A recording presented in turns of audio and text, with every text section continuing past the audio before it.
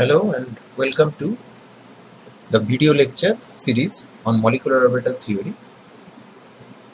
Continuing from our previous discussion, আমরা এই লেকচারটাতে পাই molecular orbital theory নিয়ে একটু আলোচনা করব এবং এখানে আমাদের যে থিওরিটা ফোকাসে থাকবে সেটা হচ্ছে এরিক হাকেলের দেওয়া হাকেল মলিকুলার অরবিটাল থিওরি। আমরা এখনো পর্যন্ত যে এমোগুলোকে দেখেছিলাম লাস্ট লেকচার অবধি, সেগুলো দুটো অ্যাটমের মধ্যে দুটো হাইব্রিড অরবিটাল বা দুটো অ্যাটমিক অরবিটাল দিয়ে সেই এমোগুলোকে কনস্ট্রাক্ট করা হচ্ছিল linear combination of atomic orbital দিয়ে। এবার আমরা ট্রুলি ডিলোকালাইজড মলিকুলার অরবিটালের দিকে যাব, যে মলিকুলার অরবিটালগুলো এক একটা অ্যাটমিক অরবিটাল দিয়ে তৈরি, কিন্তু তারা গোটা মলিকিউলের উপর জুড়ে ছড়িয়ে থাকে। এবং সেই ডিলোকালাইজড এমো থিওরির একটা ছোট্ট অংশ হচ্ছে এই হাকেলের দেওয়া হাকেল মলিকুলার অরবিটাল থিওরি, যেটা নাকি কনজুগেটেড হাইড্রোকার্বন তাদের এমোদের নিয়ে আলোচনা করে। এবং সেটাকে আমরা একটু ম্যাথমেটিক্যালি ফার্স্টে অ্যাপ্রোচ করবো, যদিও আমাদের আন্ডারস্ট্যান্ডিংটা এখানে কোয়ালিটেটিভ হবে, কারণ তার জন্য যে রিগরাস ম্যাথমেটিক্সটা দরকার সেটা আমরা এই মুহূর্তে সলভ করতে সক্ষম নই। আমরা রেজাল্টসগুলোকে ব্যবহার করব, কিন্তু ম্যাথমেটিক্যাল ইন্ট্রোডাকশনটা আমাদের জেনে রাখতে হবে। এখানে আমরা যেটা করব সেটা হচ্ছে ওই এলসিও অ্যাপ্রোচটা ইউজ করবো আবার, এবং সেখানে n নাম্বার অফ অ্যাটমিক অরবিটালকে মিক্স করে আমরা n নাম্বার অফ মলিকুলার অরবিটালসকে পাবো। ধরে নেওয়া যাক আমাদের স্টার্টিং সেটে n নাম্বার অফ যে অ্যাটমিক অরবিটাল আছে তাদের ওয়েভ ফাংশন হচ্ছে φ1, φ2, φ3 করে φn আপ টু φn অবধি এরকম ওয়েভ ফাংশন আছে, এবং তাদের লিনিয়ার কম্বিনেশন করে আমরা যে n নাম্বার অফ এমও বানাচ্ছি সেটা তৈরি হচ্ছে ψ1, ψ2, ψ3 করে ψn অবধি। এই প্রেমিসটার উপর দাঁড়িয়ে হাকেল নিজের মলিকুলার অরবিটাল থিওরিকে ডিজাইন করেছিলেন, এবং সেটা valid for conjugated planar molecule, যেখানে একটা ডাবল বন্ড ঠিক তার পাশে আরেকটা ডাবল বন্ড, অর্থাৎ একটা দুটো ডাবল বন্ডের মধ্যে একটা সিঙ্গেল বন্ড, এরকম সিস্টেম আছে, অথবা অ্যারোমেটিক কম্পাউন্ডের জন্য। এই জায়গাটা আমরা এক্ষুনি বুঝবো না, এটা আমাদের অ্যারোমেটিসিটিটা এইচএমওটি পড়ার পর, অর্থাৎ হাকেল মলিকুলার অরবিটাল থিওরি পড়ার পর আমাদেরকে বুঝতে হবে। কিন্তু কনজুগেটেড মলিকিউল মানে হচ্ছে পর পর পর পর uninterrupted sequence of P orbitals রয়েছে। এবং আমি যদি ধরে নিই যে সবকটা অ্যাটমই sp2 হাইব্রিডাইজ, তাহলে প্রত্যেকের একটা করে আনহাইব্রিডাইজ পি অরবিটাল রয়েছে, এবং এই পরপর sp2 হাইব্রিড অরবিটালদের যদি আমি জুড়তে থাকি তাহলে an uninterrupted series of array of P orbitals তৈরি হবে, যাদের ওয়েভ ফাংশন থাকবে φ1 থেকে শুরু করে φn অবধি। এখানে আমাদের দুটো জিনিস অ্যাজাম্পশন করতে হবে। অ্যাজাম্পশনটা হবে এরকম যে পি অরবিটালগুলো একটা আরেকটার সঙ্গে প্যারালাল, অর্থাৎ একটা যদি পিজেড অরবিটাল হয় তাহলে বাকি সমস্ত ওই অ্যারেতে সমস্ত অরবিটালই পিজেড, অর্থাৎ তাদের নোডাল প্লেন, যেমন পিজেড এর নোডাল প্লেন হচ্ছে এক্স ওয়াই প্লেন, আর প্রত্যেকটা পি অরবিটাল তাদের কমন নোডাল প্লেন, অর্থাৎ এক্স ওয়াই প্লেনটাই তাদের নোডাল প্লেন। আর দ্বিতীয়ত হচ্ছে এই যে পি অরবিটালটা, এটা যে কার্বন অ্যাটমের উপরে আছে সেই কার্বনটা sp2 হাইব্রিডাইজ, তার তিনটে sp2 হাইব্রিড আছে, সে অন্যান্য অনেক অ্যাটমের সঙ্গে বন্ড করতে পারে, অন্য কার্বনের সঙ্গে করতে পারে, হাইড্রোজেনের সঙ্গে করতে পারে।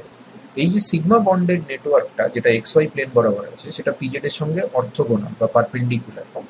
তার ফলে আমরা যখন এই পি অরবিটালগুলো দিয়ে কোনো এমও বানাবো, সেই এমোগুলো সিগমা প্লেনে থাকা যে সিএইচ বন্ড বা সিসি বন্ড, যে সিগমা বন্ডগুলো, তার যে মলিকুলার অরবিটাল অর্থাৎ সিগমা এমোগুলোর থেকে কমপ্লিটলি ইন্ডিপেন্ডেন্ট হবে। এবং এটা আনএক্সপেক্টেড নয়, কারণ অর্থোগোনাল অরবিটালদের মধ্যে কোনো রকম ইন্টারাকশন পসিবল নয়। সেটা আমরা যখন অরবিটালের ওভারল্যাপ দেখেছি তার তিনটে কন্ডিশনের মধ্যে একটা ছিল জিওমেট্রি। আমরা দেখেছিলাম যে যদি দুটো অরবিটাল অর্থোগোনাল হয়ে যায়, পারপেন্ডিকুলার হয়ে যায়, তাহলে তাদের মধ্যে কোনো ওভারল্যাপ হয় না। তাহলে পাই নেটওয়ার্ক সেটা যদি পিজেড অরবিটাল দিয়ে তৈরি হয়, এবং করেসপন্ডিং যে সিগমা নেটওয়ার্ক যেটা নাকি এক্স ওয়াই প্লেন বরাবর ছড়িয়ে আছে, তাদের নিজেদের মধ্যে কোনো রকম ওভারল্যাপ হওয়ার সম্পূর্ণ সম্ভাবনা নেই। কাজেই এটা একটা ভ্যালিড অ্যাজাম্পশন। তো এবার এই সিস্টেমের আমরা যদি এটাকে ভিজুয়ালি রিপ্রেজেন্ট করি, তাহলে এখানে কতগুলো পি অরবিটাল আমি এঁকেছি, মাঝখানটায় একটা ডটেড লাইন দিয়ে বোঝানো হচ্ছে যে এখানে এই নাম্বার অফ পি অরবিটালস আছে। টোটাল কত আমরা ধরে নিচ্ছি এন, এনটা যে কোনো একটা নাম্বার হতে পারে। এবং সেগুলো সবই হচ্ছে 2p-z অ্যাটমিক অরবিটাল, এবং তারা প্যারালাল, তারা নিজেদের মধ্যে ওভারল্যাপ করবে এবং করার ফলে তারা ψ1 ψ2 ψ3 এরকম করে সব এমও তৈরি করবে। তো সিম্পলেস্ট সিস্টেম হচ্ছে দুটো পি অরবিটাল যদি পাশাপাশি থাকে, তাহলে ইথিলিন সিস্টেম। ইথিলিনের একটা পাই বন্ড আছে, তার মানে এখানে এই কার্বনটা sp2, এটাও sp2, তাহলে দুটো পি অরবিটাল নিজেদের মধ্যে ওভারল্যাপ করবে। LCO করলে একবার আমরা এই দুটোকে যোগ করবো, একবার আমরা এটাকে বিয়োগ করবো। এখানে যে সিসি এবং সিএইচ সিগমা বন্ডগুলো আছে তারা XY প্লেনে আছে, তার সাথে এই পাই এমওগুলোর কোনো সম্পর্ক নেই।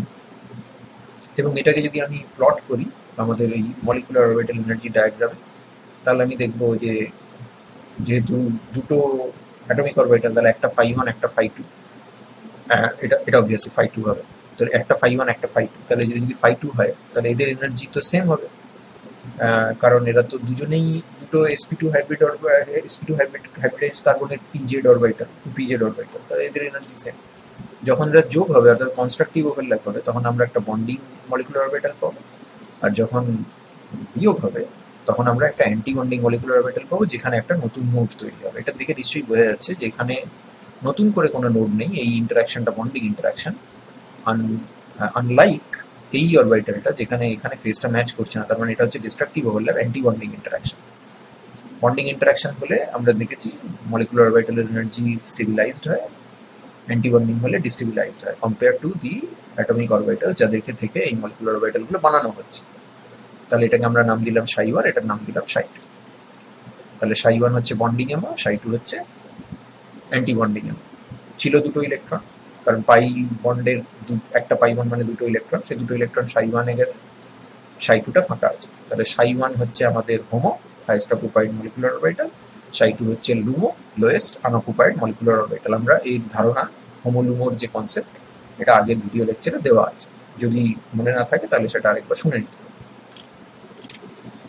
এবার আমরা এই যে দুটো নতুন অরবিটাল পেলাম, একটা ψ1 একটা ψ2, আমরা এটা বুঝতে পারছি যে বন্ডিংটা নামবে এনার্জেটিক্যালি এবং অ্যান্টি বন্ডিংটা উপরে উঠবে এনার্জেটিক্যালি। কিন্তু আমি খানিকটা তাদের মধ্যে না, তাদের এনার্জিটা একটু জানতে চাইছি যে কতটা চেঞ্জ হচ্ছে। তার জন্য একটা সহজ এক্সপ্রেশন আমরা ব্যবহার করতে পারি, ইজে, অর্থাৎ জেথ মলিকুলার অরবিটালের এনার্জি। জের ভ্যালুটা অবভিয়াসলি 1 থেকে n অব্দি রান করবে, তার মানে এখানে তোমার দুটো ই ভ্যালু হবে, একটা হচ্ছে E1 যেখানে j is equal to 1, আর একটা হচ্ছে E2 যেখানে j is equal to 2। তার ভ্যালুটা ইজ এক্সপ্রেসড বাই দুটো কোয়ান্টিটি। একটা কোয়ান্টিটি হচ্ছে আলফা, যেটাকে বলা হয় কুলম্ব ইন্টিগ্রাল, নামটা শুনে ঘাবড়ে যাওয়ার কিছু নেই, জিনিসটা খুব সোজা। আর একটা হচ্ছে বিটা, বিটা হচ্ছে রেজোন্যান্স ইন্টিগ্রাল। কুলম্ব ইন্টিগ্রাল যেটা আলফা, সেটা হচ্ছে দি এনার্জি অফ অ্যান ইলেকট্রন যখন সেটা একটা sp2 কার্বনের উপরে যে 2pz অরবিটালটা রয়েছে, আনহাইব্রিডাইজড p অরবিটালটা, সেখানে যদি একটা ইলেকট্রন রাখা হয় তাহলে তার যে এনার্জি হয় সেইটা হচ্ছে আলফা। তার মানে বেসিক্যালি আলফা এনার্জিটা হচ্ছে এই φ1 এর এবং φ2 এনার্জি। φ1 আর φ2 তো দুটোই 2pz, তাহলে তাদের যে এনার্জি সেটা হচ্ছে বেসিক্যালি আলফা। এবার এরা যখন বন্ডিং করেছে এদের এনার্জি তো চেঞ্জ হয়ে গেছে, তখন তো এরা নেই, আর নতুন এমও তৈরি হয়েছে। তাহলে সেটা কি হয়েছে, সেটা ψ1 তৈরি হয়েছে, ψ2 তৈরি হয়েছে। তা ψ1 এর এনার্জি নেমেছে বা কতটা নেমেছে, সেই এক্সপ্রেশনটা জানার জন্য আমরা এইটা ব্যবহার করি, যেখানে এই রেজোন্যান্স ইন্টিগ্রাল বলে বিটা টার্মটা চলে আসে। সেটা হচ্ছে, বিটা টার্মটা হচ্ছে energy of the electron in an MO, যখন সেই এমওটা মোর দ্যান ওয়ান অ্যাটমের উপরে ডিসপার্সড আছে। যখন দুটো ওভারল্যাপিং, দুটো বা তার থেকে বেশি ওভারল্যাপিং টুপিজেড অরবিটাল তারা নিজেদের মধ্যে ওভারল্যাপ করে একটা এমও তৈরি করেছে, সেটা বন্ডিং হতে পারে, অ্যান্টি বন্ডিং হতে পারে। সেইখানে তুমি যদি কোনো ইলেকট্রনকে ছেড়ে দাও তাহলে তার এনার্জি কত হবে, সেইটা পাওয়া যায় বিটা থেকে। এবং এই বিটাটা এই আলফাটাকে কতটা এফেক্ট করছে, কারণ যদি তুমি বলো যে এখানে অ্যাকচুয়ালি কোনো বন্ডিং হয়নি, অর্থাৎ যদি আমি জাস্ট অ্যাটমিক অরবিটালের কথা বলি, তাহলে অবভিয়াসলি বুঝতেই পারছো এমজের ভ্যালুটা জি।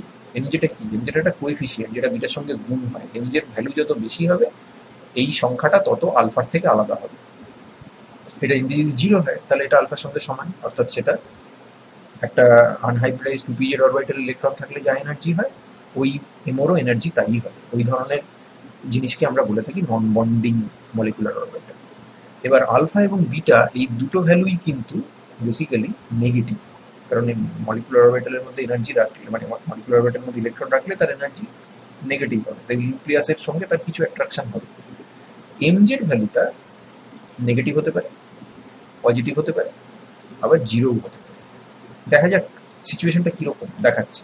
এমজেটা যেটাকে আমরা বলছি কোয়ান্টিফায়ার অফ বিটা, তাহলে এমজের ভ্যালু যদি গ্রেটার দেন জিরো হয় তাহলে বুঝতেই পারছো, এই ধরে নাও এমজে ইজ ইকুয়াল টু 2, তাহলে এখানে ভ্যালুটা ধরে নাও আলফার ভ্যালু হচ্ছে -10, আমি কথার কথা বলছি, বিটার ভ্যালু হচ্ছে -2।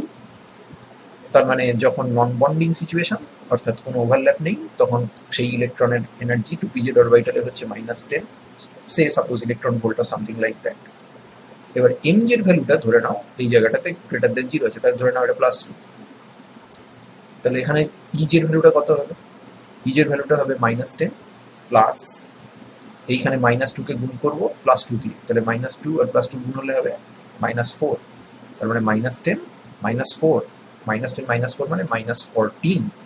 তার মানে এই ইজে ভ্যালুটা যে মলিকুলার অরবিটালের এনার্জি ভ্যালুকে ডিনোট করছে, সেটা তার এনার্জি আলফার থেকেও কম। আলফার ভ্যালু হচ্ছে -10, কিন্তু ইজের ভ্যালু হচ্ছে -14। তার মানে দেখো আলফার থেকে সেটা নিচের দিকে নেমে গেছে, এনার্জি স্কেলে সেটা নিচের দিকে আছে, তার মানে ওটা হচ্ছে বন্ডিং সিচুয়েশনকে ডিনোট করে। তার মানে এমজে যদি গ্রেটার দেন জিরো হয়, তুমি এক ঝলক দেখেই বুঝে যাবে যে এইটা বন্ডিং সিচুয়েশনকে ডিনোট করছে। ঠিক উল্টোটা হবে যদি এমজের ভ্যালু নেগেটিভ হয়। সাপোজ এমজের ভ্যালুটা যদি হয় -2, তাহলে কি হবে? এই একই সিচুয়েশনে তাহলে হবে -10 প্লাস -2 ইন্টু -2, তো -2 মানে হচ্ছে +4, তার মানে -10 প্লাস 4, -10 প্লাস 4 মানে হচ্ছে -6।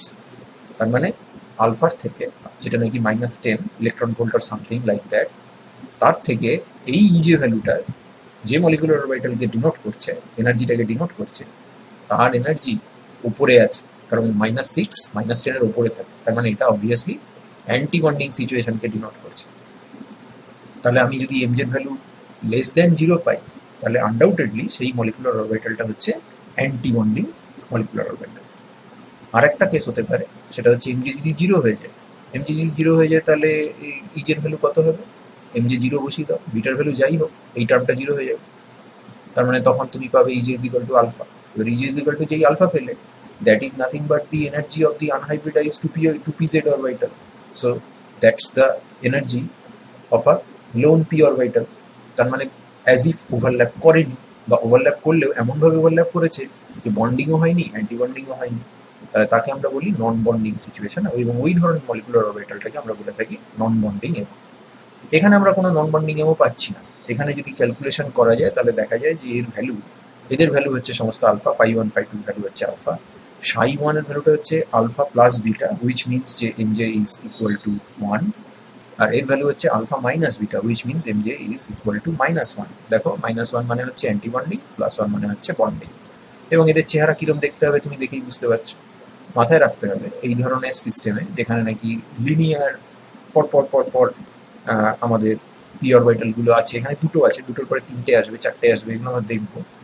একটা এমো থেকে ঠিক নেক্সট হায়ার এমোতে যখন যাচ্ছি, যেমন এখানে ψ1 থেকে ψ2 তে যাচ্ছি, তখন একটা করে নোট বেড়ে যায়। যেমন এখানে কেবলমাত্র এই XY প্লেনটাই নোট, তো সেটা তো ট্রিভিয়াল নোট, ওটা আমরা আলাদা করে ধরি না, ওটা পি অরবিটালের মধ্যেই ছিল, সেটা φ1 এও ছিল, φ2 তেও ছিল, নতুন করে কোনো নোট তৈরি হয়নি। কিন্তু যেই ψ1 থেকে ψ2 তে গেলাম, দেখো একটা নতুন নোট তৈরি হয়েছে, এই জায়গাটায় নোটটা তৈরি হয়েছে, তাহলে দুটো পি অরবিটালের মধ্যে নোট তৈরি হয়ে গেছে।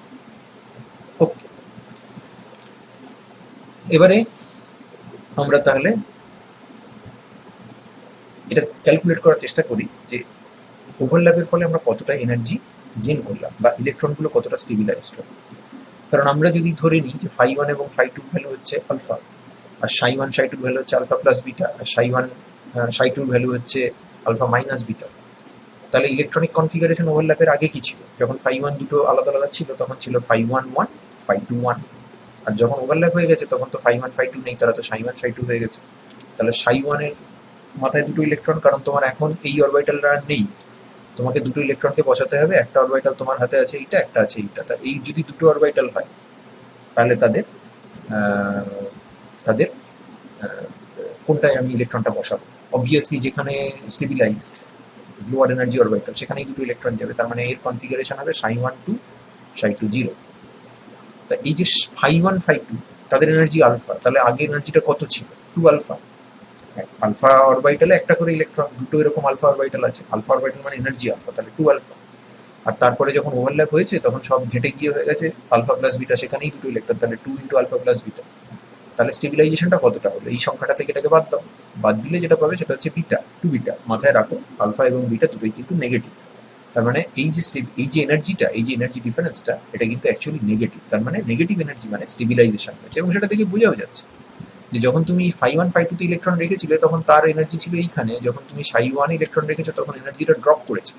তার মানে এটা স্টেবিলাইজেশন হয়েছে, এবং এই স্টেবিলাইজেশনটাই অ্যাকচুয়ালি এই পাই অরবিটাল ওভারল্যাপ, মানে পাই ওভারল্যাপের ক্ষেত্রে it is the driving force kind of. এবং এখানটায় আমরা এই জায়গাটাকে ডেমনস্ট্রেট করেছি যে একটা এমো থেকে আরেকটা এমোতে লাফিয়ে উঠলে, ঠিক পরেরটায় লাফিয়ে উঠলে একটা করে নোড বাড়তে থাকে। এবং অবভিয়াসলি তুমি এটা ভিজুয়ালি কাউন্ট করতে পারো। এইখানে তার সাথে ফেজটা ম্যাচ করছে, তার মানে এখানটায় বন্ডিং, ফেজ ম্যাচ করছে, বন্ডিং ইন্টারাকশন আছে, তার মানে এখানটায় একটা বন্ডিং ইন্টারাকশন আছে। ঠিক তার উপরেরটায় এই ক্ষেত্রে দেখা যাচ্ছে এখানে ফেজ ম্যাচ করছে না, তার মানে এখানে একটা অ্যান্টি বন্ডিং আছে। তার মানে নন বন্ডিং সিচুয়েশন আলফা থেকে সাই ওয়ান যতটা নিচে নামবে, সাই টু ততটাই ওপরে উঠবে। এবং ঠিক তাই হয়েছে, দেখো এটা alpha plus beta M J plus one, আর এটা আলফা মাইনাস বিটা, তার মানে এম জে মাইনাস ওয়ান। তার মানে এই লাইনের রেসপেক্টে এরা সিমেট্রিক্যালি ডিস্ট্রিবিউটেড থাকবে। এবার চলে এসো তিনটে অ্যাটম যদি থাকে, তো তিনটে অ্যাটম যদি থাকে তাহলে সেখানে সিচুয়েশন একটু গোলমেলে। তার কারণ আমার কাছে তিনটে অ্যাটমিক অরবিটাল আছে, মানে আমার কাছে phi one phi two phi three আছে, তাহলে আমি বানাবো হচ্ছে সাই ওয়ান সাই টু সাই থ্রি। এবার তিনটে অ্যাটমিক অরবিটালকে যদি এই আলফা লাইনটার রেসপেক্টে সিমেট্রিক্যালি ডিসপোজ করতে হয়, তাহলে একটাকে নিচে দিলাম, একটাকে উপরে দিলাম, আর একটাকে ডেফিনেটলি আমার মাঝখানে রাখতে হবে, অর্থাৎ নন বন্ডিং সিচুয়েশনে রাখতে হবে।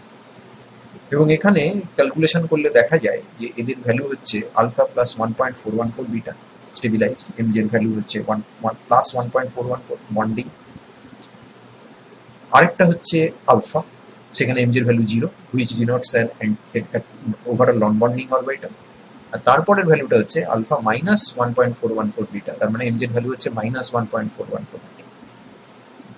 তাহলে এবার এদের চেহারাটা কিরকম দেখতে হবে, এবং এই চেহারাগুলো এরকম ভাবেই আঁকতে হবে আমাকে যাতে যাতে আমাদের দেখেই বোঝা যায় যে এটা বন্ডিং না অ্যান্টি বন্ডিং না নন বন্ডিং। কারণ এমজের ভ্যালু যদি আমি না জানি, এবং তারপর যদি আমাকে বলে যে সাই ওয়ান সাই টু সাই থ্রি এগুলো কিরকম কিরকম অরবিটাল, তাহলে অন্তত যেটা চেহারাটা দেখে যেন আমি বুঝতে পারি যে সেটা বন্ডিং হয়েছে না অ্যান্টি বন্ডিং হয়েছে না নন বন্ডিং হয়েছে। তাহলে এখানে তুমি এটা জাস্ট গুনতে পারো। দেখো এখানে দেখো ফেজ ম্যাচ করছে একটা বন্ডিং, ফেজ ম্যাচ করছে দুটো বন্ডিং, তার মানে বেসিক্যালি এখানে কোনো নোড নেই, এক্সট্রা কোনো নোড নেই। এক্সট্রা নোড নেই বলতে আমি এক্স ওয়াই প্লেনের নোডটাকে বাদ দিয়ে বলছি, ওটা থাকবেই, ওটা পি অরবিটালে আছে, ওটা এখানেও থাকবে। তো এখানে কোনো এক্সেপ্ট দ্যাট কোনো আর কোনো নোড নেই, তাহলে দুটো বন্ডিং ইন্টারাকশন, কোনো অ্যান্টি বন্ডিং ইন্টারাকশন নেই, তাহলে এটা বন্ডিং এর। ওকে, এবার উপরেরটাকে দেখে নাও। উপরেরটাকে দেখতে গেলে দেখো এখানে একটা অ্যান্টি বন্ডিং, এখানে একটা অ্যান্টি বন্ডিং, তার মানে এখানে ছিল দুটো বন্ডিং, এখানে হচ্ছে নো অ্যান্টি বন্ডিং, আর এখানে হচ্ছে দুটো অ্যান্টি বন্ডিং আর নো বন্ডিং। তাহলে এ যতটা নিচে থাকবে আলফার থেকে, এ ঠিক ততটাই উপরে থাকবে, এবং তাই হয়েছে। দেখো প্লাস 1.414, এটা মাইনাস 1.414। ইন্টারেস্টিং সিচুয়েশনটা হচ্ছে মাঝখানে। এটাকে অ্যানালিসিস করার জন্য আমরা এইভাবে ভাবি যে সাই ওয়ানে কোনো এক্সট্রা নোড আসেনি, সাই টুতে আমাকে নোড বসাতে হবে। এবার নোড যখন বসাবো তখন নোড সবসময় সিমেট্রিক্যালি বসাতে হবে। তাহলে তিনটে পি অরবিটাল যদি ইকুয়াল ডিস্টেন্সে থাকে একে অপরের থেকে, লিনিয়ার একটা অ্যারে যদি থাকে, তাহলে সিমেট্রিক্যালি নোড বসাতে গেলে আমাকে তাহলে এটা যদি 1 নম্বর কার্বন হয়, এটা যদি 2 নম্বর কার্বন হয়, আর এটা যদি 3 নম্বর কার্বন হয়, তাহলে নোডটাকে সি টুতেই বসাতে হবে। সি টুতে যদি নোড বসাই তার মানে এই কার্বনটার উপরে কোনো ইলেকট্রন ডেন্সিটি নেই, এবং এখানে ইলেকট্রন ডেন্সিটি নেই বলে এই সি ওয়ানের ওপরে যে পি অরবিটালটা আছে সেটা এখানে যেরকম একটা বন্ডিং এবং এখানে যেরকম একটা অ্যান্টি বন্ডিং ইন্টারাকশন ফেস করছে, এখানেও কোনো ইন্টারাকশনই ফেস করবে না, কারণ এখানে কেউ নেই। সিমিলারলি এখানে যেরকম সি থ্রি আর সি টুর মধ্যে বন্ডিং আছে আর এখানে অ্যান্টি বন্ডিং আছে, এখানেও কোনো ইন্টারাকশনই ফেস করবে না, কারণ এখানে কেউ নেই। তোমার এটা দেখে মনে হতে পারে যে এই সাদাটা থেকে কালো হয়ে গেল, মাঝখানে নোট এসেছে, তাহলে এখানে যেরকম অ্যান্টি বন্ডিং ইন্টারাকশন আসছে ঠিক তেমনই এই জায়গাটাতেও তো তাহলে একটা অ্যান্টি বন্ডিং ইন্টারাকশন আমি গুনবো, তাহলে ওভারঅল অ্যান্টি বন্ডিং হওয়ার কথা, কারণ কোনো বন্ডিং নেই, একটা অ্যান্টি বন্ডিং আছে। কিন্তু মাথায় রেখো এই অ্যান্টি বন্ডিং আর এই যে ফেস চেঞ্জ, এই ফেস চেঞ্জ আর এই ফেস চেঞ্জ এটা কিন্তু একরকম নয়। এখানে ফেস চেঞ্জটা হচ্ছে পাশাপাশি দুটো কার্বনের মধ্যে এখানে কিন্তু C1 থেকে C3 তে গেলে ফেজ চেঞ্জ হচ্ছে এবং C2 তে কেউ নেই, সেখানে কোনো ইলেকট্রন ডেন্সিটি নেই। তাহলে আমরা এটা বলেছি, এখানে এটা হাইলাইট করা আছে যে C1 আর C3 একে অপরকে দেখতে পাচ্ছে না। যেহেতু C2 তে কোনো ইলেকট্রন ডেন্সিটি নেই, তাহলে C1 এর যে পি অরবিটাল সে কোনো বন্ডিং অ্যান্টি বন্ডিং ফেস করছে না। সিমিলারলি একই কারণে C3 পি অরবিটালটাও কোনো বন্ডিং অ্যান্টি বন্ডিং ফেস করছে না। তাহলে ওভারঅল সিস্টেম নন বন্ডিং। যদি ওভারঅল সিস্টেম নন বন্ডিং হয় তাহলে এটার এনার্জি আলফাই হওয়ার কথা এবং এমজির ভ্যালু 0 হবে। অতএব আমরা কোয়ালিটেটিভলিও বুঝতে পারলাম, হ্যাঁ এখান থেকে নিশ্চয়ই এটা বোঝা যায় না যে এটা 1.414 হবে কি হবে সেটা বোঝা যায় না, কিন্তু এটা বোঝা যায় যে এটা বন্ডিং, এটা অ্যান্টি বন্ডিং, এটা নন বন্ডিং। ফাইনালি এই যে সিস্টেমটা, এই তিনটে পি অরবিটাল ওয়ালা সিস্টেম, এটা অ্যালাইল টাইপ সিস্টেম। এই সিস্টেমটাকে বলা হয় অ্যালাইল টাইপ সিস্টেম। এটা তুমি যদি নাম্বার অফ ইলেকট্রন কাউন্ট করো তাহলে তুমি প্রবলেমে পড়ে যাবে, তার কারণ এই কার্বনটার উপরে আমি অ্যাকচুয়ালি কটা ইলেকট্রন দেবো? এই কার্বনের উপরে আমি 3টে সিচুয়েশন কল্পনা করতে পারি। একটা হচ্ছে এর আশেপাশে মাত্র 6টা ইলেকট্রন আছে, 3টে সিগমা বন্ড আছে, আর কিছু নেই। তাহলে অবভিয়াসলি ফর্মাল চার্জ ক্যালকুলেট করলে এর মাথায় একটা প্লাস চার্জ আসবে। তার মানে এই পি অরবিটালটা ভ্যাকেন্ট, এই দুটোর মধ্যে দুটো ইলেকট্রন আছে, তাহলে এটা হচ্ছে বেসিক্যালি 2 পাই সিস্টেম। এটা একটা ক্যাটায়ন, এটাকে বলা হয় অ্যালাইল ক্যাটায়ন। 2 পাই মানে দুটো পাই ইলেকট্রন আছে। আরেকটা হতে পারে যে এখানে 3টে সিগমা বন্ড আছে, একটা সিঙ্গেল ইলেকট্রন আছে। সেটা যদি হয় তাহলে এখানে 2 পাই ইলেকট্রন আছে, এখানে একটা পাই ইলেকট্রন আছে, তাহলে টোটাল 3টে পাই ইলেকট্রন। এটা হচ্ছে অ্যালাইল রেডিক্যাল। আরেকটা হতে পারে অক্টেট ফিল আপ করে দিলাম, কার্বনের মাথায় ফর্মাল নেগেটিভ চার্জ চলে এলো, এবং সেক্ষেত্রে এই সিস্টেমটা হয়ে গেল অ্যালাইন অ্যানায়ন। এবং total number of pi electron, অর্থাৎ যে ইলেকট্রনগুলো পি অরবিটালে আছে, এখানে আছে 2টো, অবভিয়াসলি তারা নিজেদের মধ্যে ডাবল বন্ড করেছে, আর এখানে আছে 2টো পি অরবিটালের উপর 2টো ইলেকট্রন আছে। তো এখানে টোটাল নাম্বার অফ ইলেকট্রনের সংখ্যা হয়ে গেল 4, পাই ইলেকট্রনের সংখ্যা হয়ে গেল 4। সিগমা ইলেকট্রন গুণে কোনো লাভ নেই, কারণ আমরা আগেই বলেছি সিগমা এবং পাই ইন্ডিপেন্ডেন্ট টু ইচ আদার। তাহলে আমার কাছে সিস্টেম কি আছে? সিস্টেম হচ্ছে এনার্জি ψ1 ψ2 ψ3 কে যদি সাজাও তাহলে ψ1 সবচেয়ে নিচে স্ট্রংলি বন্ডিং, ψ2 নন বন্ডিং, ψ3 স্ট্রংলি অ্যান্টি বন্ডিং সাজিয়ে দিয়েছি। টোটাল নাম্বার অফ ইলেকট্রন এখানে কটা আছে? এখানে 2টো আছে, এখানে 0, তাহলে 2টো ইলেকট্রনকে এখানে বসিয়ে দাও। এখানে কটা আছে? এখানে 2টো বসলো, থার্ড ইলেকট্রনটা অবভিয়াসলি ψ2 তে যাবে। এখানে একটা ফোর্থ ইলেকট্রন আসবে, কারণ এখানে টোটাল 4টে ইলেকট্রন আছে, তাহলে সেটাকেও আমরা এই ψ2 তেই বসাতে বাধ্য হব। তার মানে ক্যাটায়ন, অ্যানায়ন এবং র্যাডিকাল এদের কিন্তু হোমো লুমোগুলো সব আলাদা। যেমন এই সিস্টেমে তুমি যদি দেখো তাহলে একমাত্র পাই এমোগুলোর মধ্যে অকুপাইড হচ্ছে একমাত্র এটা, তাহলে এটাই হোমো। আনঅকুপাইড দুটো, ψ2 আর ψ3, তার মধ্যে লোয়েস্ট হচ্ছে ψ2, তাহলে সেটা হচ্ছে লুমো। আর অ্যানায়নের ক্ষেত্রে ব্যাপারটা উল্টো, অকুপাইড হচ্ছে দুটো, তার মধ্যে হাইয়েস্ট হচ্ছে ψ2, তাহলে এটা হচ্ছে হোমো। আনঅকুপাইড একটা, তাহলে ψ3 অবভিয়াসলি লুমো। র্যাডিক্যালের ক্ষেত্রে কিন্তু আবার হোমোলুমো কনসেপ্ট দেওয়াটাই একটু মুশকিল আছে, তার কারণ এটাকে কি আমি হোমো বলবো না লুমো বলবো? কারণ এ তো ইলেকট্রন একটা দিতেও পারে, আবার ইলেকট্রন এখানে একটা আসতেও পারে। অ্যাকচুয়ালি হোমোলুমো কনসেপ্টটা এখানে খুব একটা কাজে লাগায় না। এখানে যে টার্মটা ইউজ করে সেটা হচ্ছে সোমো, সিঙ্গলি অকুপাইড এমো। র্যাডিক্যালের ক্ষেত্রে সিঙ্গলি অকুপাইড এমো হোমোলুমোর বদলে বেটার অ্যাকসেপ্টেবল টার্ম। ওকে, এবার চলে এসো মলিকুলার অরবিটাল থিওরিতে নেক্সট হায়ার যে সিস্টেমটা আছে সেটা হচ্ছে ফোর কার্বনস পাশাপাশি। এখানে কোনো র্যাডিক্যালের কোনো গল্প নেই, র্যাডিক্যাল ক্যাটায়নের কোনো গল্প নেই, এটা সিম্পল বিউটারাইন সিস্টেম। এবার এই বিউটারাইন সিস্টেমে তুমি C1 C2 C3 C4 কে যদি সাজাও তাহলে φ1 φ2 φ3 φ4 থেকে সাজিয়ে তুমি টোটাল 4টে এমও পাবে। 4টে এমও কে যদি আলফার লেভেলের রেসপেক্টে ডিস্ট্রিবিউট করতে চাও তাহলে 2টো নিচে যাবে, 2টো উপরে যাবে। খেয়াল করে দেখো, বিজোড় সংখ্যা থেকে যেই জোড় সংখ্যাতে আসছো, যখন 2 ছিল তখন একটা নিচে একটা উপরে, যখন 3 ছিল তখন একটা নিচে একটা মাঝখানে একটা উপরে, যখন 4 এসে গেছে তখন 2টো নিচে 2টো উপরে। তার মানে বিজোড় সংখ্যা যদি হয় তার মানে একটা করে তখন তুমি নন বন্ডিং এমও পাবে। আর জোড় সংখ্যা যদি হয়, অর্থাৎ যদি 2m টাইপ সিস্টেম হয়, তাহলে m নাম্বার অফ এমওস যাবে নিচে আর m নাম্বার অফ এমওস যাবে উপরে। যেমন এখানে এটা 4 আছে, তাহলে 2টো নিচে গেছে, 2টো উপরে গেছে। আঁকবো কি করে?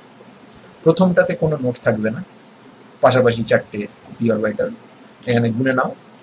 আর যদি তুমি গুনো তাহলে হচ্ছে বন্ডিং বন্ডিং বন্ডিং, 3টে বন্ডিং, কোনো অ্যান্টি বন্ডিং নেই। এইবার প্রথমে একটা নোড আসবে, ψ1 থেকে ψ2 তে গেলে একটা নোড আসবে। কোথায় আসবে? সেন্ট্রাল জায়গাটায়। আগে যেরকম অ্যালাইলের মাঝখানে C2 তে পড়ে যাচ্ছিল, এখানে পড়বে C2 আর C3 মাঝখানে। তাহলে এখানটায় বন্ডিং, নোড এসেছে মানে সাইন চেঞ্জ হবে, এখানটায় অ্যান্টি বন্ডিং, নোড নেই তার মানে সাইন একই থাকবে, বন্ডিং। তার মানে এটা বন্ডিং, এটা বন্ডিং, এটা অ্যান্টি বন্ডিং। তার মানে হচ্ছে দুটো বন্ডিং নেট, দুটো বন্ডিং একটা অ্যান্টি বন্ডিং, তাহলে নেট একটা বন্ডিং, তার মানে এটা টোটাল বন্ডিং ইন্টারাকশন হচ্ছে একটা, এখানে টোটাল বন্ডিং ইন্টারাকশন হচ্ছে তিনটে। তাহলে সাই ওয়ানের এনার্জিটা নিচে থাকবে, সাই টুর এনার্জিটা একটু উপরে থাকবে, কিন্তু এটা বন্ডিং, অর্থাৎ আলফার থেকে নিচে, আলফা লেভেলের থেকে নিচে। সাই থ্রির ক্ষেত্রে দেখো দুটো নোড আসবে, এবার এই নোডটা, দুটো নোডকে যদি আমাকে সিমেট্রিক্যালি প্লেস করতে হয়, তাহলে সেটার উপায় হচ্ছে C1 C2 মাঝখানে একটা, C3 C4 এর মাঝখানে একটা। তার মানে অ্যাজ ইফ নোডটা, প্রথম নোডটা জেনারেট করে সিস্টেমের ঠিক মাঝখানে, আর তারপর সেই নোডটা অ্যাজ ইফ বাইরের দিকে ডিসপার্স হতে থাকে, অর্থাৎ বাইরের দিকে ছড়াতে থাকে। দেখো প্রথমে C2 C3 মাঝখানে ছিল, তারপরে এর মধ্যে যে নোডগুলো এসছে সেটা কিন্তু আর এখানে আর নেই, এই জায়গাতে কিন্তু নোড নেই, বরঞ্চ সেটা বাইরের দিকে সরে গেছে, এবং C2 C3 বদলে এখন C1 C2 আর C3 C4 এর মাঝখানে চলে এসেছে।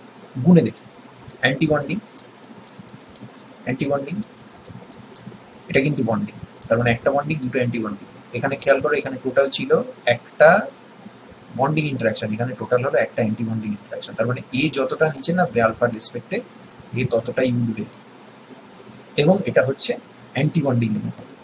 তারপরেরটাকে গোনা যায়, anti bonding, anti bonding, anti bonding, তিনটে এমও আসবে, সরি তিনটে নোট আসবে, কারণ এখানে দুটো নোট ছিল, এবার এখানে তিনটে নোট আসবে। তিনটে নোটকে তুমি চারটে পি অরবিটালের মধ্যে একমাত্র একভাবেই বসাতে পারো, C1 C2 মাঝখানে, C2 C3 মাঝখানে, C3 C4 এর মাঝখানে। যেই বসিয়ে দিলে তখন টোটাল তিনখানা অ্যান্টি বন্ডিং হয়ে গেল। এখানে ছিল তিনটে বন্ডিং, এখানে হচ্ছে সবকটাই অ্যান্টি বন্ডিং। সবই যদি অ্যান্টি বন্ডিং হয়, তাহলে এই যতটা নিচে নেমেছে আলফার রেসপেক্টে, এই ততটাই উপরে উঠবে। সেই ভ্যালুগুলো এখানে দেওয়া আছে। সাই ওয়ান হচ্ছে স্ট্রংলি বন্ডিং, এমজে ভ্যালু হচ্ছে 1.618, সাই টু হচ্ছে 0.618, তার মানে সাই টুর এনার্জির থেকে সাই ওয়ানের এনার্জি নিচে, তার মানে সাই টুটা অপেক্ষাকৃত হায়ার এনার্জি, কিন্তু এমজে ভ্যালু তো গ্রেটার দেন জিরো, তাহলে এটা বন্ডিং, উইকলি বন্ডিং। এটা স্ট্রংলি বন্ডিং যদি হয় তাহলে এটা উইকলি বন্ডিং।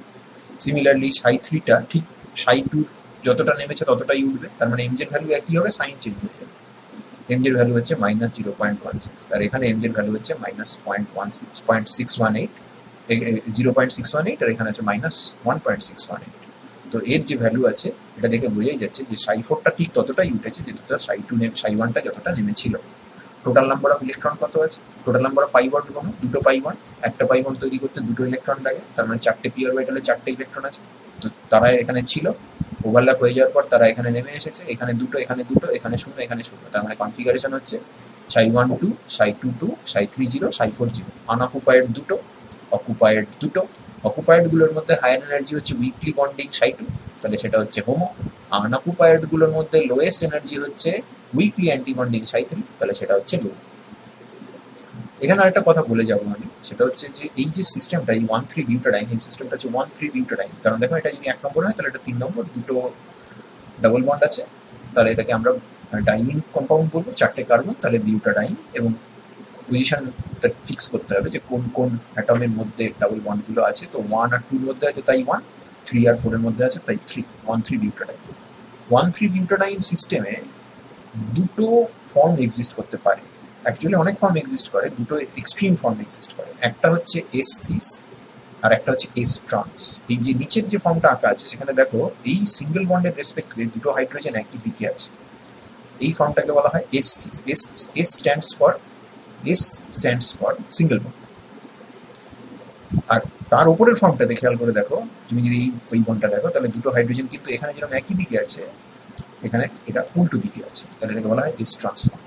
এবার তোমাকে যখন এমও আঁকতে দেবে, তোমাকে এরকম বলতে পারে যে বিউটাডাইনের হোমো আঁকো, তখন তোমাকে এই এই যে ছবিটা, এই পুরো এই এতগুলো অরবিটাল আঁকার কোনো প্রয়োজন নেই, কিন্তু তোমাকে এইটা আঁকতে হবে, সাই ওয়ান, সাই টু, সাই থ্রি, সাই ফোর, এই লেভেলগুলো আঁকতে হবে, তাদেরকে পপুলেট করতে হবে, পপুলেট করে বলতে হবে যে সাই টুটা হোমো, এবং তারপর সাই টুটাকে আঁকতে হবে। এবার ধরো তোমাকে বলে দিল 1,3 বিউটাডাইনের এস সিস ফর্মের হোমোটা, তখন কিন্তু তোমাকে এইভাবে আঁকতে হবে। আবার যদি বলে যে এস ট্রান্সের হোমোটা আঁকো, তখন তোমাকে এই ছবিটা আঁকতে হবে। বা ধরো তোমাকে বললো এস ট্রান্সের লুমোটা, তখন তোমাকে এই ছবিটা আঁকতে হবে। সাই থ্রি আঁকতে হবে কিন্তু এস ট্রান্সের মতো করে। তখন যদি তুমি এই ছবিটা এঁকে বসে থাকো, এইভাবে যদি এঁকে বসে থাকো যে এখানে নোড আর এখানে নোড, এইটা হচ্ছে সাই থ্রি, তখন তুমি কিন্তু নম্বর পাবে না, কারণ তোমাকে বলেছিল এস ট্রান্স আঁকতে, তুমি কিন্তু ভুল করে এস সিসটা এঁকে ফেলেছো। এমোটা ঠিক আছে, কিন্তু এস সিসের বদলে তুমি এস ট্রান্স এঁকে ফেলেছো। যদি এমোটা ভুল করো তাহলে তো অবভিয়াসলি নাম্বার কেটে নেবে, আর যদি এস সিসের জায়গায় এস ট্রান্স করো তাহলেও তুমি নাম্বার পাবে না। অতএব এই জিওমেট্রিক্যাল স্টিরিওকেমিক্যাল কনসিডারেশনটা মাথায় রাখতে হবে। আচ্ছা, এইবারে আমরা একটুখানি একটা ছোট্ট ক্যালকুলেশন করব এইটা দেখার জন্য যে আমরা যদি এই বিউটাডাইন মলিকিউলটাকে আমরা ধরে নিচ্ছি যে এরা হচ্ছে দুটো ইথিলিন ইউনিটের, বেসিক্যালি দুটো ইথিলিন ইউনিটের কম্বিনেশন। একটা হাইপোথেটিক্যাল বিউটাডাইন মলিকিউলকে আমরা ভাবছি, হাইপোথেটিক্যাল অর্থাৎ সেটা এক্সিস্ট করে না, আমরা জাস্ট ভাবছি যে এই যে কমিউনিকেশন, এই C2 এর সাথে C3 যে কমিউনিকেশন, তার ফলেই তো এই C1 C2 C3 C4 এর মধ্যে টোটাল কমিউনিকেশনটা হচ্ছে। এই কমিউনিকেশনটা যদি সামহাও বন্ধ করে দিই তাহলে এই তো দুটো আলাদা আলাদা ইথিলিন ইউনিট হয়ে গেল। তাহলে এই পাই ইলেকট্রনগুলোর এনার্জি কত হতো এটা ভাবছি, এটা কিন্তু অ্যাকচুয়ালি হয় না। আর অ্যাকচুয়ালি বিউটাডাইনে যেখানে এই ধরনের রেজোনেন্স আঁকা যায়, এখানে রেজোনেন্স আঁকতে গেলে বুঝতেই পারছো এই পি অরবিটাল আর এই পি অরবিটালের মধ্যে ওভারল্যাপ আমাকে অ্যালাউ করতে হবে, এবং এই রেজোনেন্স আঁকাও যায়। এটা মাইনর কন্ট্রিবিউটার, কিন্তু এই রেজোনেন্স আঁকা যায়, এবং সেই রেজোনেন্স আঁকা যায় বলেই আমি চারটে পি অরবিটালকে এলসিএও করে চারটে এমও বানাতে পারছি, এবং সেখানে সাই1 সাই2 কে পপুলেট করতে পারছি। তারা যদি ওভারল্যাপ না করতো, ফাই1 ফাই2 আলাদা থাকতো, সাই3 সাই4 ফাই3 ফাই4 আলাদা থাকতো, তাহলে আমরা এদেরকে ওভারল্যাপ করাতেও পারতাম, এবং আমরা এই ধরনের কোনো সাই1 থেকে সাই4 পেতাম। তো যদি দুটো আলাদা আলাদা ইথিলিন ইউনিট থাকতো তাহলে তার এনার্জি কত? দুটো আলাদা আলাদা ইথিলিন ইউনিট মানে আমরা ইথিলিনের জন্য দেখেছি দুটো পি অরবিটাল যদি পাশাপাশি থাকে তাহলে তারা দুটো এমও তৈরি করে, একটা হচ্ছে সাই1 একটা হচ্ছে সাই2। সাই1 এর এনার্জি হচ্ছে আলফা প্লাস বিটা, সাই2 এর এনার্জি হচ্ছে আলফা মাইনাস বিটা। দুটো ইলেকট্রন দুটোই সাই1 এ যায়, অর্থাৎ তাদের কনফিগারেশন হচ্ছে সাই1 2 সাই2 0। সেটা একটা পার্টে, এই পার্টটার জন্য। আর আবার এই পার্টে ওই একই জিনিস আছে, তাহলে সাই1 2 সাই2 0। এখানে কিন্তু কোনো সাই3 সাই4 নেই, কারণ আমরা C3 আর C4 এর মধ্যে, সরি C2 আর C3 এর মধ্যে কোনো কমিউনিকেশন অ্যালাউ করিনি। আমরা অ্যালাউ করার কে? আমি তো ভাবছি, আমি চিন্তা করছি। তাহলে এই সিচুয়েশন যদি থাকে, তার সঙ্গে আমি বিউটাডাইনকে যদি কম্পেয়ার করি, বিউটাডাইনের কনফিগারেশন হচ্ছে সাই1 2 সাই2 2 সাই3 0 সাই4 0, কারণ সেখানে সাই1 থেকে সাই4 সবই আছে, এবং তাদের এনার্জিটাও আমাদের জানা আছে। তাহলে তার এনার্জি যদি ক্যালকুলেট করো, তাহলে এখানে খেয়াল করো, এখানে এর এনার্জি হচ্ছে আলফা প্লাস বিটা, দুটো ইলেকট্রন আছে, এর এনার্জি হচ্ছে আলফা প্লাস বিটা, তাহলে 4 ইন্টু আলফা প্লাস বিটা, চারটে ইলেকট্রন, প্রত্যেকটাই আলফা প্লাস বিটা এনার্জি যে এমও তাতে আছে। আর এর ইলেকট্রন এনার্জি কত হলো? সাই1 এর এনার্জি হচ্ছে আলফা প্লাস 1.618 বিটা, সেখানে কটা ইলেকট্রন আছে? দুটো, তাহলে 2 দিয়ে গুণ করে দিচ্ছি। সাই2 এর এনার্জি কত? আলফা প্লাস 0.618 বিটা, তাহলে সেখানে কটা ইলেকট্রন আছে? সেখানে দুটো আছে, তাহলে সেটাকেও 2 দিয়ে গুণ করে দাও। তাহলে এবার এইটাকে যোগ করো, এটাকে যোগ করে তার থেকে এইটাকে বাদ দাও। প্রথমেই দেখো 2 আলফা 4 আলফা কেটে যাবে, আর এখানে বিটাটার গুণ টুন করার পরে তুমি যে এই জায়গাটায় যেটা পাবে সেটা হচ্ছে এই দুটো টার্ম থেকে পাবে 4.472 বিটা, আর এখানে পাবে -4 বিটা। তাহলে 4.472 থেকে 4 বাদ দিলে কত পড়ে থাকে? 0.472 বিটা। এবার বিটা তো নেগেটিভ, তার মানে তুমি যদি 0.472 বিটা ধরো তাহলে সেটা একটা নেগেটিভ কোয়ান্টিটি।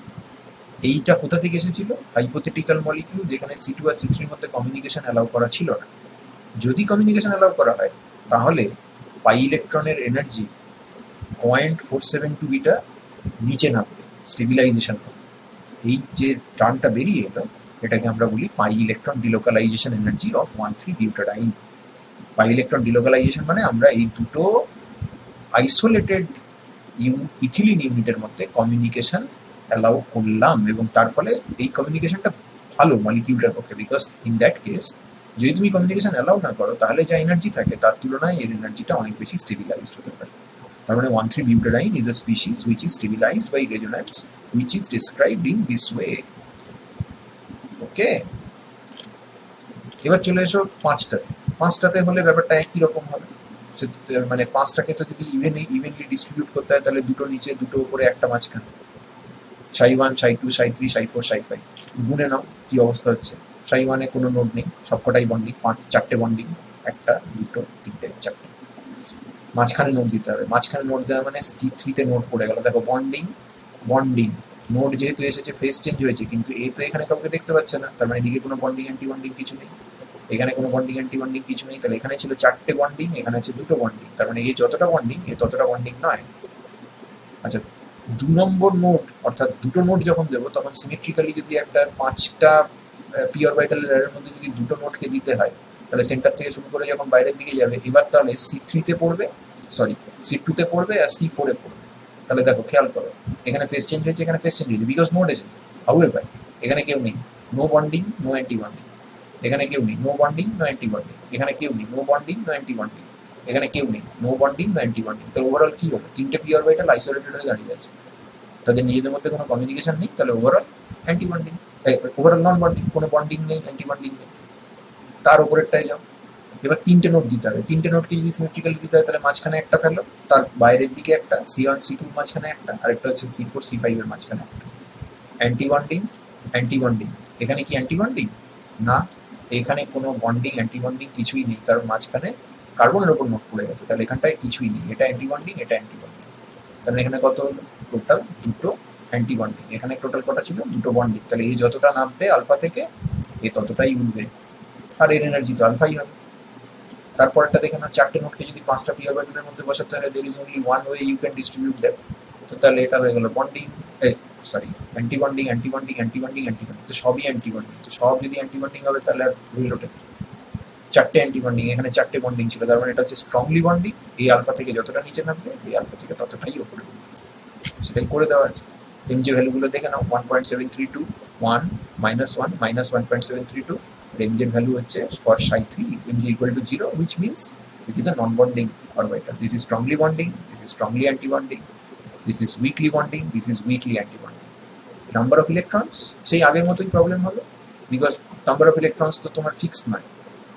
পাঁচটা কার্বনের উপর 5 নম্বর কার্বন, যেটা এই কার্বনটার উপরে তুমি কোনো ইলেকট্রন পাই ইলেকট্রন নাও রাখতে পারো, অ্যালাইল ক্যাটায়ন হতে পারে। তাহলে এখানে দুটো, এখানে দুটো, টোটাল চারটে ইলেকট্রন।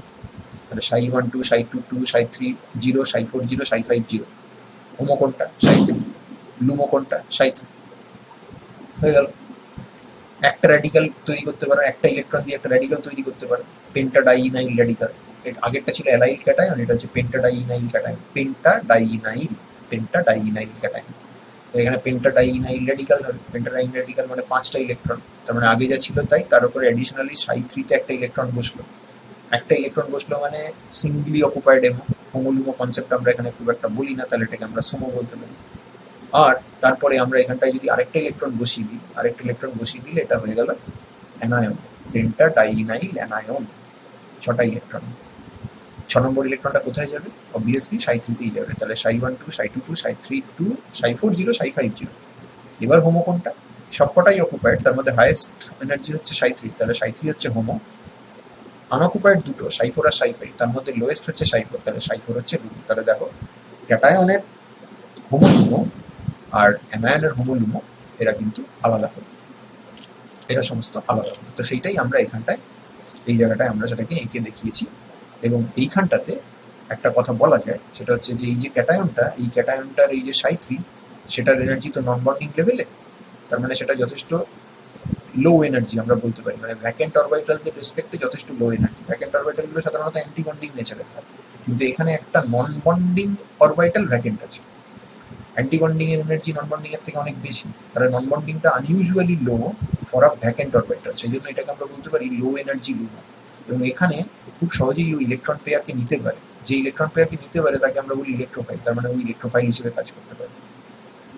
সিমিলারলি বন্ডিং এমোগুলো সাধারণত ভর্তি থাকে, এবং বন্ডিং এমোগুলোর এনার্জি নন বন্ডিং এর থেকে কম হয়, এবং তারা স্টেবিলাইজড হয়। তো যদি তারা স্টেবিলাইজড হয়, তাহলে এই এই যে অকুপাইড এমোটা, এটা কিন্তু আবার এখানে, এটা যেরকম আনঅকুপাইড অরবিটালের রেসপেক্টে লো এনার্জি, এটা কিন্তু আবার অকুপাইড অরবিটালের রেসপেক্টে হাই এনার্জি। কারণ অকুপাইড অরবিটাল সাধারণত বন্ডিং নেচারের হয়, এবং তাদের এনার্জি নন বন্ডিং এর থেকে কম হয়। এখানে নন বন্ডিংটা ভর্তি, নন বন্ডিং এর এনার্জি বন্ডিং এর থেকে অনেকটা বেশি, alpha energy, alpha plus beta বা আলফা প্লাস টু বিটা, এরকম কোনো এনার্জি নয়। তাহলে এটার এনার্জিটা হাই এনার্জি হোক, এবং তার মানে এ সবসময় ইলেকট্রন দিতে চায়। এ যেরকম লো এনার্জি ভ্যাকেন্ট অরবিটালে ইলেকট্রন দিতে চায়, কারণ ভ্যাকেন্ট অরবিটালের রেসপেক্টে এটার এনার্জিটা কম। আবার ফিল্ড অরবিটালের রেসপেক্টে যেহেতু এটার এনার্জি বেশি, তাহলে এ চায় ইলেকট্রনটা অন্য কাউকে দিয়ে দায়মুক্ত হতে, এর রেসপন্সিবিলিটি এড়াতে চায়, যে এই ইলেকট্রনটা আমি কাউকে একটা দিয়ে দিই। তাহলে এই যদি ইলেকট্রন দিতে চায়, তাহলে আমরা বলতে পারি যে একটা নিউক্লিওফাইল হিসেবে কাজ করে। এটা ইলেকট্রোফাইল, এটা একটা নিউক্লিওফাইল হিসেবে কাজ করে। কারণ আমরা এটা জানি যে যদি হোমোর এনার্জি ওপরে ওঠে তাহলে নিউক্লিওফিলিসিটি বাড়ে, এটা আমরা আগে দেখেছিলাম। যদি লুমোর এনার্জি নিচে নামে তাহলে ইলেকট্রোফিলিসিটি বাড়ে। তাই এটা একটা লো এনার্জি লুমো আছে, তাহলে এটা একটা ভেরি গুড ইলেকট্রোফাইল। এখানে একটা হাই এনার্জি হোমো আছে, তাহলে এটা একটা ভেরি গুড নিউক্লিওফাইল। ঠিক তেমনই অ্যালাইল অ্যানায়নের ক্ষেত্রেও তুমি বলতে পারো নন বন্ডিং লেভেলে ইলেকট্রন থাকে, তাহলে ওটা হোমো, তাহলে ওটা একটা নিউক্লিওফাইল, কারণ ওটা হাই এনার্জি হোমো। আবার অ্যালাইল ক্যাটায়নের ক্ষেত্রে low energy LUMO, because non bonding level ফাঁকা, নন বন্ডিং লেভেলে যে এমো আছে সেটা ফাঁকা, তার মানে that is a unusually low energy, lowest unoccupied molecular orbital, and therefore it is eager to accept electrons and therefore it acts as an electrophile. এবার চলে এসো 6 কার্বনে। যদি 6টা কার্বনে থাকে তাহলে তোমার সিস্টেম হচ্ছে এইটা, C1 থেকে C6। এই সিস্টেমের নাম হচ্ছে 135 হেক্সা ট্রাইইন, 3টে ডাবল বন্ড আছে, তাহলে ট্রাইইন। তো এদের কিরম হবে? এদের অবভিয়াসলি 6টা সাই1 থেকে সাই6 হবে, এবং 3টে নিচে থাকবে, 3টে উপরে থাকবে, তার মানে সবার আগে থাকবে সাই1 যেখানে কোনো নোড নেই, 1 2 3 4 5, 5টা বন্ডিং।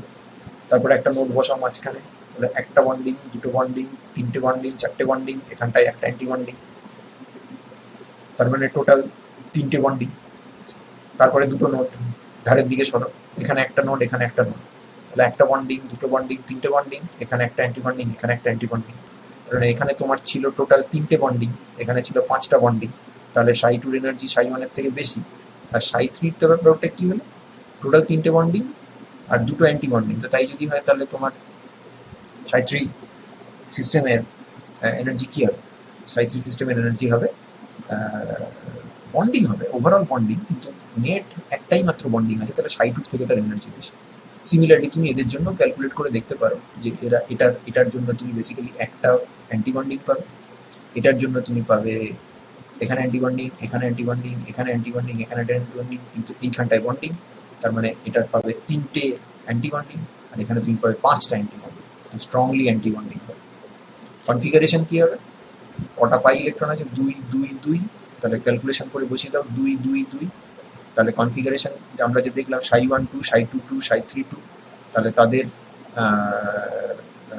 হোমো কোনটা? অকুপাইড গুলো হচ্ছে এটা, তার মধ্যে সব থেকে উপরে আছে এটা, তাহলে সাই3 হচ্ছে হোমো। আনঅকুপাইড হচ্ছে সাই4 থেকে সাই6, তার মধ্যে লোয়ার এনার্জি হচ্ছে এটা, তাহলে এটা হচ্ছে লুমো। কথা নিশ্চয়ই বুঝতে পারছো তোমরা? তার মানে এখানে কোনো নন বন্ডিং হবে না, হওয়ার কথাও নয়, কারণ 6টা ইলেকট্রন ছিল। আবার এখানে ঠিক যেরকম বিউটাডাইনের ক্ষেত্রে এস6 এস ট্রান্স আছে, এর ক্ষেত্রে আবার সেন্ট্রাল ডাবল বন্ডের স্টিরিওকেমিস্ট্রি আছে। এটা এস6 এস ট্রান্স নয়, কিন্তু এটা হচ্ছে ডাবল বন্ডের স্টিরিওকেমিস্ট্রি। দেখো এখানে আমরা দুটো হাইড্রোজেনকে উল্টো দিকে লিখি, তাহলে এটাকে আমরা বলছি ট্রান্স ডাবল বন্ড, যেটাকে আমরা ই আইসোমার বলে থাকি। এস6 এস ট্রান্সের তফাৎটা হচ্ছে এস6 এস ট্রান্সে দেখে নাও, এই জায়গাতে এস6 এস ট্রান্সকে কিন্তু তুমি এই সিঙ্গেল বন্ড বরাবর রোটেট করে এস6 থেকে এস ট্রান্সে যেতে পারো। এবার এস ট্রান্সটা একটু বেশি থাকে, এস সিক্সটা একটু কম থাকে, তার কারণ এখানে van der Waals steric strain থাকে ইত্যাদি, সেগুলো অন্য কথা। কিন্তু 6 ইলেকট্রন সিস্টেমের জন্য এই যে ই আইসোমার আর তার অপোজিট ডায়াস্ট্রিও আইসোমারটা হচ্ছে জেড আইসোমার, যেখানে এই ডাবল বন্ডের রেসপেক্টে দুটো হাইড্রোজেন একই দিকে আছে, তাদেরকে কিন্তু ইন্টার কনভার্ট করা যাবে না যদি না তুমি এই বন্ডটাকে ভেঙে দাও। অর্থাৎ পাই বন্ডকে ভেঙে যদি সিঙ্গেল বন্ড করো, তারপরে যদি রোটেট করো, তবেই একমাত্র করা যাবে, যেটা এস6 এস ট্রান্সের ক্ষেত্রে হয় না। এবার এটা কেন করছি? তার কারণ তোমাকে যদি বলে, ধরো তোমাকে বললো তুমি হোমো আঁকো জেড আইসোমারে, তাহলে তোমাকে এই ফর্মে আঁকতে হবে। সেখানে যদি তুমি এই ফর্মে আঁকো তাহলে কিন্তু হবে না, কারণ এটা কিন্তু ই আইসোমারকে ডিনোট করে। আবার যদি বলে যে লুমো আঁকো ই আইসোমারে, তখন তোমাকে এই ফর্মেই আঁকতে হবে। তখন যদি তুমি আবার এই ফর্মে এঁকে বসে থাকো, ইমোটা ঠিক আঁকলেও তুমি নাম্বার পাবে না। অর্থাৎ তুমি হয়তো সাই4ই আঁকলে, but you have drawn it in this manner, then also you will not get any credit. তোমাকে ক্রেডিট যদি পেতে হয় তাহলে এমোটা তো ঠিক আঁকতেই হবে, এবং at the same time Z বলেছে না ই বলেছে সেইটা বুঝে আঁকতে হবে। যদি জেড বা ই কিছু না বলে তাহলে তুমি যা ইচ্ছা আঁকতে পারো। আবারও বলে দিচ্ছি, যদি তোমাকে বলে যে পাই এমোগুলো আঁকো, তাহলে সব আঁকতে হবে। সাধারণত সেটা বলে না, বলে 135 হেক্সাট্রাইনের ই আইসোমারের হোমোটা আঁকো। তাহলে সেক্ষেত্রে এই এত ছবি আঁকার কোনো প্রয়োজন নেই। তুমি এখানে কেবলমাত্র এইখানে এই অরবিটালগুলোকে দিয়ে, আমরা এখানে 4টে দেখিয়েছি, এটা অ্যাকচুয়ালি 6টা হবে, আমরা এত জায়গা ছিল না বলে আমরা এখানটায় 4টে দেখিয়েছি। তুমি এখানে একটা দাগ দিয়েও শুরু করতে পারো, একটা দাগ মিনস সব অরবিটাল ওখানেই আছে, তাহলে এখান থেকে শুরু করো। এবার যেই শুরু করলে তখন একটা নামলো সাই2, সাই1, সাই2, সাই3, সাই4, সাই5 এবং সাই6। ওকে, হলো। আর কিচ্ছু আঁকার দরকার নেই, ইলেকট্রন পপুলেট করে দাও, সাই1-এ দুটো, সাই2-তে দুটো, সাই3-তে দুটো। এইবার তুমি বলে দাও এখানটায় যে সাই3টা হোমো, তারপর সাই3 পাশে এইটা এঁকে দাও, এবং এইগুলোকে লেভেল করে দাও প্রপারলি যে এইগুলো নোড। এতে তোমার অ্যান্সারটা কমপ্লিট হয়ে গেল। এই এতগুলো ছবি আঁকতে গেলে প্রচুর সময় নষ্ট হবে, এটা আঁকার কোনো প্রয়োজন নেই unless they have actually asked you to draw all the pi ems। ঠিক এই যে জিনিসটা আমরা 1,3-বিউটাডাইনের জন্য করেছিলাম, পাই ইলেকট্রন ডিলোকালাইজেশন এনার্জি, সেটার ক্যালকুলেশন আমরা এখানেও করতে পারি। এখানে আমাদের তিনটে ইথিলিন ইউনিটকে ধরে নিতে হবে, এটা একটা, এটা একটা, এটা একটা। তিনটে ইথিলিন ইউনিট যদি নিজেদের মধ্যে C2, C3, C4, C5 এদের মধ্যে যদি কমিউনিকেশন না থাকে, তাহলে তাদের যা এনার্জি হবে, এবং কমিউনিকেশন অ্যালাউ করলে যেখানে আমরা এই ধরনের রেজোনেন্স রাখতে পারি, তাহলে সেই এনার্জিটা কতটা কমলো কিংবা বাড়লো সেটা আমরা দেখতে চাইছি। তো যদি তুমি তিনটে সেপারেট ইথিলিন ইউনিট নাও, তাহলে এরকম তিনটে ইউনিট আছে, Psi1 2 0, Psi1 2 Psi1 2 Psi2 0, এরকম তিনটে আছে, তার মানে 6টা ইলেকট্রনই Psi1 এ আছে। তাহলে টোটাল নাম্বার অফ ইলেকট্রন হচ্ছে 6টা, প্রত্যেকটাই Psi1 আছে, যাদের এনার্জি হচ্ছে আলফা প্লাস বিটা, তাহলে 6 into alpha plus beta, 6 into alpha plus beta. আর তারপর যদি তুমি ওভারল্যাপ অ্যালাউ করে দাও, তাহলে তোমার Psi1 Psi2 আর আলাদা করে নেই, সেগুলো হয়ে গেছে Psi1 থেকে Psi6। পপুলেশন হচ্ছে Psi1 2 Psi2 2 Psi3 2। Psi1 এর এনার্জি হচ্ছে 1 plus alpha plus 1.802 beta, Psi2 হচ্ছে আলফা প্লাস 1.247 বিটা, একটু বন্ডিংটা একটু কমেছে but still bonding. Psi3 is again bonding কমেছে বাট স্টিল বন্ডিং, তাহলে আলফা প্লাস 0.445 বিটা। তাহলে এই টোটাল দুটো ইলেকট্রনকে তুমি গুণ করছো Psi1 এনার্জি দিয়ে, দুটো ইলেকট্রনকে গুণ করছো Psi2 এনার্জি দিয়ে, দুটো ইলেকট্রনকে গুণ করছো Psi3 এনার্জি দিয়ে, এবং সেটাকে বাদ দিচ্ছ 6 ইন্টু আলফা প্লাস বিটা থেকে, কারণ এদের প্রত্যেকের এই Psi1 গুলোর এনার্জি হচ্ছে আলফা প্লাস বিটা, এবং তাদের দুটো করে তিনটে এরকম ইউনিট, তাহলে টোটাল 6 ইলেকট্রনস আছে। এই বিয়োগ টিয়োগ করলে যেটা বেরোবে সেটা হচ্ছে 0.988 বিটা, অর্থাৎ 6টা ইলেকট্রন স্টেবিলাইজড হয়েছে। কিন্তু পাই ইলেকট্রনগুলো যদি তুমি এই ধরনের কমিউনিকেশন অ্যালাউ করো, এবং এর যে পাই ডিলোকালাইজেশন এনার্জি সেটা কিন্তু 1,3-বিউটাডাইনের থেকে বেশি, কারণ এটা ছিল 0.472 বিটা, বিটা নিজে নেগেটিভ, তাহলে 0.988 beta, almost 1 beta, that is even more negative than 0.472 beta. তো এটা যদি 0.5 বিটা হয়, তাহলে এটা 1 বিটা, হুইচ মিনস তুমি যত নাম্বার অফ পাই অরবিটালস বাড়াচ্ছ, এখানে আগে 4টে ছিল, এখন তুমি 6টাকে লিনিয়ারলি দাঁড় করিয়ে ওভারল্যাপ করাচ্ছ, system is becoming even more stable, it is getting even more stable. এই জায়গাটাতে আমরা এই এনার্জিটাকে n is equal to 2 ethylene থেকে শুরু করে অ্যালাইন থেকে শুরু করে 1,3-বিউটাডাইন থেকে শুরু করে আমরা পেন্টাডাইনাইল, এবং তারপরে 135 এক্সেট্রাইনের জিওমেট্রি বা ইত্যাদি আমি কিছু বলিনি, জাস্ট এনার্জিগুলোকে প্লট করেছি, এবং তাদের এনার্জি প্লট করে আমরা এটা দেখতে পাচ্ছি যে যখন n is equal to 2m, অর্থাৎ জোড় সংখ্যা এইটা, এইটা এবং এইটা, তখন ইকুয়াল ডিস্ট্রিবিউট হয়। m নাম্বার অফ এমোজ হচ্ছে bonding, m number of MOs হচ্ছে অ্যান্টি বন্ডিং, যেখানে একটা বন্ডিং একটা অ্যান্টি বন্ডিং, দুটো বন্ডিং দুটো অ্যান্টি বন্ডিং, তিনটে বন্ডিং তিনটে অ্যান্টি বন্ডিং।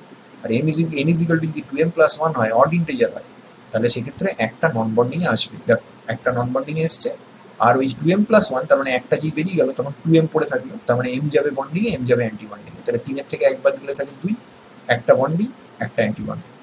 5-এর থেকে একবার দাও থাকে 4, দুটো বন্ডিং দুটো অ্যান্টি বন্ডিং, কিন্তু মাঝখানে একটা করে কিন্তু নন বন্ডিং লেভেল তোমার চলেই আসবে।